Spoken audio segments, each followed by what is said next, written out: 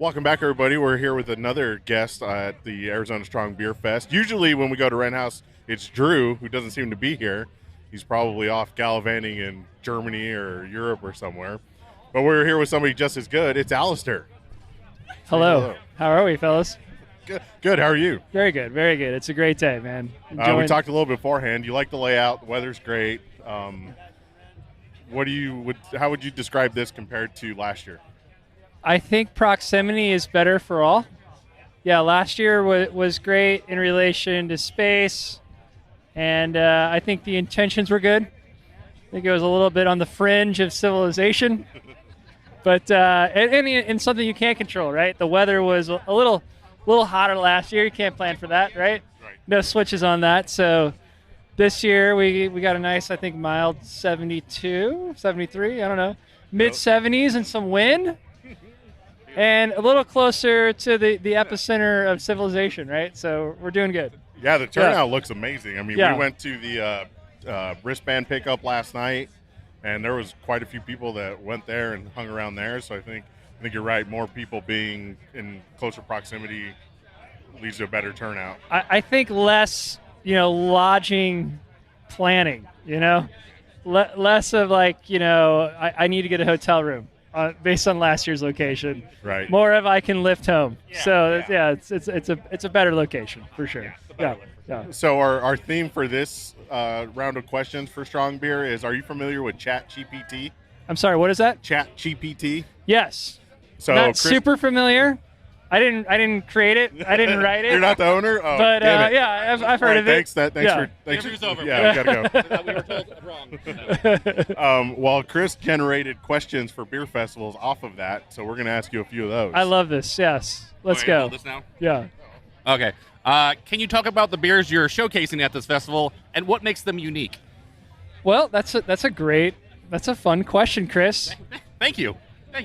The computer's doing your job now. I know. That's what we said. They do better than we are. Jeez. So most of these beers, I would say, are in the ethos of the original intent, I'd say, of Strong Beer Festival. So higher ABV stuff. And we wanted to highlight those stronger styles. So we have the triple IPA, which is our ongoing series, Wally. So that checks that box, right? Check. Yeah. I think it was packaged about 2 weeks ago, so fresh is always great, and we're pouring it, and I'm loving it. Guys did a great job on that one.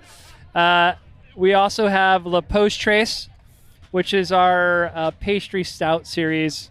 This one's more of a candy bar series, so stout based, and then we put a lot of fun, good stuff in it to sweeten it up. And you got to get your lips on that one. Yeah. All right.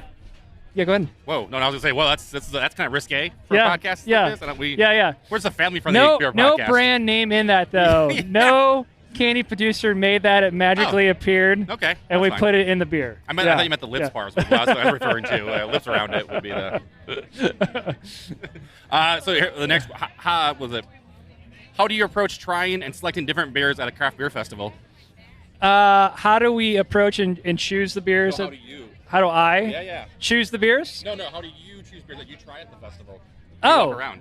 I kind of go on a lot of brand recognition if I'm being transparent. Okay. And brand recognition based upon I know their beers to typically be of high quality. I've been itching around for the West Coast IPAs, so I've kind of been scouting those out. Okay. And that's what's been driving my decision making as of today. Yeah. Very cool. All right, let's see what we got here. How do you stay informed about industrial trends and new technologies in brewing? Oh man. That's a softball. I think you're a softball one. You're welcome. Yeah. I mean, I think there's lots of avenues on that. I think one thing that's been great about Wren House is we've always, not always, but we've organically grown the brand, and so direct consumer feedback is huge for us. And a lot of those platforms come from either just conversations within the tap room, social media is huge, of course, and then you go to those larger platforms on publications, brewing magazines, and stuff like that kind of give the stats of where trends are going and stuff of that nature. And I think a collective of those avenues help drive our decision making. All right. Wow. Yeah. Wow. See? Yeah. Professional. Drew, if you're listening, there you go. I got. Yeah, let's see. One more here. Can you share any tips or recommendations for attending beer festivals? Make a list. Oh wait, as a patron or a supplier? Yeah, the patron. Yeah, you know, VIP. It's a little bit of a price point, but it probably justifies the value and the ability to try great beers that might be gone by the time general admission's around, right? More exclusive beers, lesser inventory available. So I'd always give that a recommendation. It allows you to kind of move around the space a little bit more freely, not as crowded at that point in time. So I think that's a potential good strategy. Other than that, just do your research, man. See who's there, see what beers are pouring. You know, if you're into certain styles, make your list and then attack. Nice. Yeah. Use the maps. Yeah, use the maps. Maps are helpful. Yeah. We see a bunch of cans back here. Is that are you guys doing time releases today? Like, is that kind of what? We're trying a new approach today, and we'll see how it goes. We traditionally have done the time releases, but we have 5 barrel-aged blends today that are generally for our beer society, but today we're sampling them out. And once we get through one brand, we're throwing the next brand on. Awesome. So we're going to do it based upon demand today. Just see how it goes. Awesome, so yeah. Sounds good. Yeah.